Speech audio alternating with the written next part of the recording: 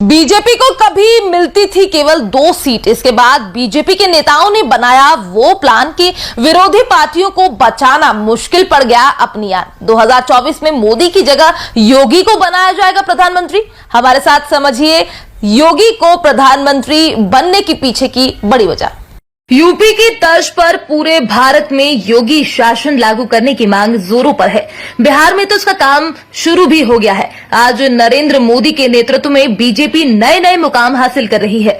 बीते लोकसभा में यूपी ने जो विजय हासिल की वो एक मिसाल बन गई, क्योंकि बीजेपी को इतना बड़ा बहुत कभी मिला ही नहीं। इससे पहले तो केंद्र में जैसे कांग्रेस का वर्चस्व कायम हो, बीजेपी की डूबती नाव को पार लगाने में 4 नाम अहम है। सबसे पहला तो अटल बिहारी वाजपेयी जी, वहीं दूसरा मोदी के साथ अमित शाह और योगी आदित्यनाथ। ये 4 ऐसे नाम हैं जिनको बीजेपी के नेतृत्व में भारी वोट से विजय मिली।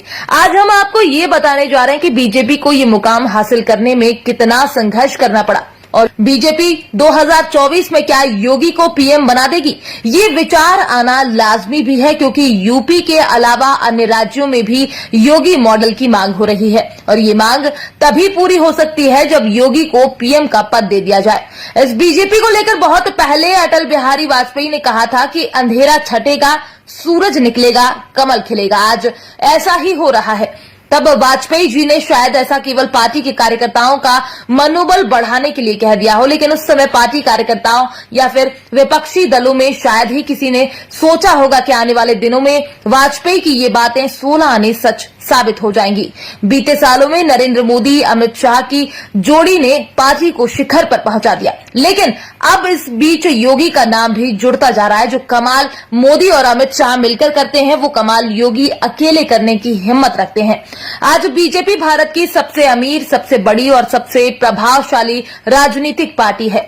आज खुद पार्टी गर्व से दावा करती है कि सदस्यता के हिसाब से ये विश्व की सबसे बड़ी राजनीतिक पार्टी में से एक है।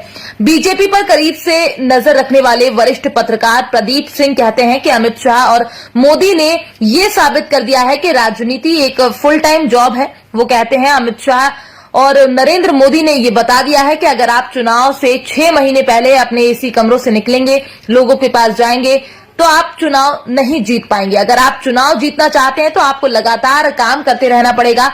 1984 के लोकसभा चुनाव में केवल 2 सीटें हासिल करने से लेकर 2019 के चुनाव में 303 सीटें जीतने वाली बीजेपी ने अपने इस शानदार सफर में कई उतार चढ़ाव को देखा, बड़े झटके भी खाए और मायूसी भी महसूस की। 1984 के चुनाव में जबरदस्त शिकस्त के बाद पार्टी और उसके वैचारिक अभिभावक संगठन राष्ट्रीय स्वयंसेवक संघ के भीतर गंभीर आत्मनिरीक्षण किया गया। अब फिलहाल बीजेपी एक अच्छे स्तर पर पहुंच गई है और उसकी छवि पहले से कुछ ज्यादा बेहतर हो गई है।